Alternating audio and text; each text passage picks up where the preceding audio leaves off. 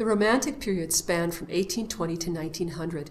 It was an artistic and literary movement which was responsive to the appeal of what was idealized, heroic, romantic, or adventurous.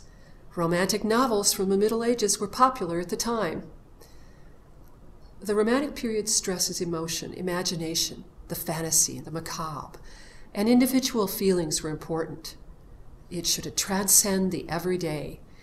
Characteristics of Romantic period music are an individuality of style. Composers are uniquely identifiable. We have nationalism, that's music with a national identity. We have expressive aims in subjects such as intimacy, melancholy, longing, and rapture. And of course, romantic love is a focus in song and opera. Dark topics drew composers into macabre and fantasy. Relative to the elements of music, we have rhythm, which was diverse, flexible, and changeable.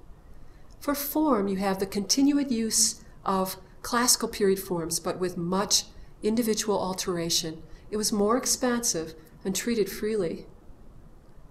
For tone color, you have very expressive tone color, important to the emotional content. The orchestra expands. Pitch and dynamics were expanded also. They had a greater range, more extremes. Texture is denser, weightier, generally homophonic, but fluctuates gradually or suddenly to provide contrast. For harmony, we have expanded complex chords, chromaticism, dissonance, and harmonic instability. More Romantic period characteristics. Program music, a new term. That's music that has or tells a story. It describes a scene or an idea. Berlioz brought us the printed program. For melody, it is expressive and long and complex. For tempo, sudden and subtle changes happen, again, tied to the emotion or mood.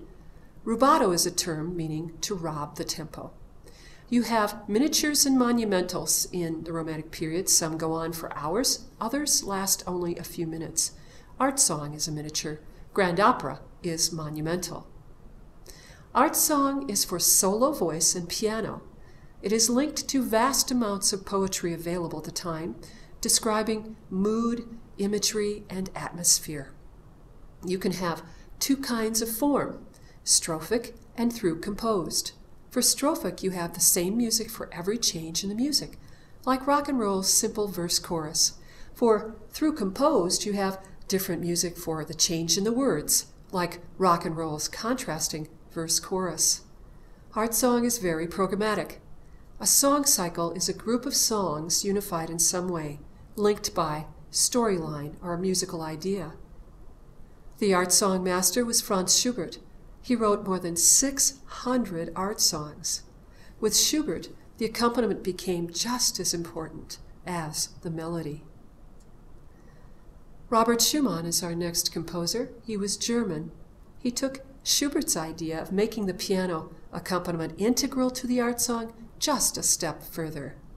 Also, his music often contains rubato, or robbing the tempo, a Romantic period characteristic. Clara Schumann was the wife of Robert Schumann. She was a composer and concert pianist in her own right.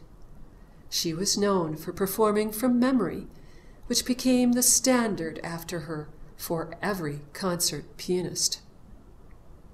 Her music has a very lyric style, and she utilizes rubato. Our next composer is Frédéric Chopin. He composed mainly for the piano. His music is incredibly virtuosic. And he was also a nationalist, which means his music has a national identity. He was born in Poland, but lived most of his life in France. Poland was oppressed, so to help the cause, he wrote music that incorporated Polish themes. Remember that program music is music that is associated with a story, a poem, or scene, very prevalent in Romantic music. Your kinds of orchestral program music are a program symphony, a concert overture, and a symphonic poem. The program symphony is multi-movement. The concert overture is like an overture that opens an opera, but is performed as a single work. The third one, symphonic poem, is a single movement and has flexible form. Berlioz was the first composer to originate the printed program that is now used in many concerts. His work, Symphonie Fantastique, is a program symphony. It has a definite story. He was a genius at tone-color combinations. He fully utilized a large orchestra of more than 100 players, and he also brought us idée fixe, a fixed idea, a short theme or motive that is associated with a character or fixed idea. Nationalistic composers gave their works a distinctive national identity through the use of folk songs and dances, or they would create original melodies with a folk flavor of their country. And they would write operas and other pieces based on native history, legends, and landscapes. Bedřich Smetana was a nationalist composer from Bohemia, now known as the Czech Republic and Slovakia. He included Czech dances and tunes in his music. Why be a nationalist? To help the cause. Smetana not only composed music that was distinctly of his people, but actually fought on the front lines against the Austrians, Bohemia's oppressors at the time. Peter Tchaikovsky was not a devoted nationalist, but included folk music from his country in his compositions. He composed the concert overture Romeo and Juliet and numerous ballets. The Nutcracker is usually seen at Christmas time, was written by Tchaikovsky. Shakespeare was undergoing a revival during the Romantic period, and he composed the concert overture Romeo and Juliet, which references the play about the star-crossed lovers.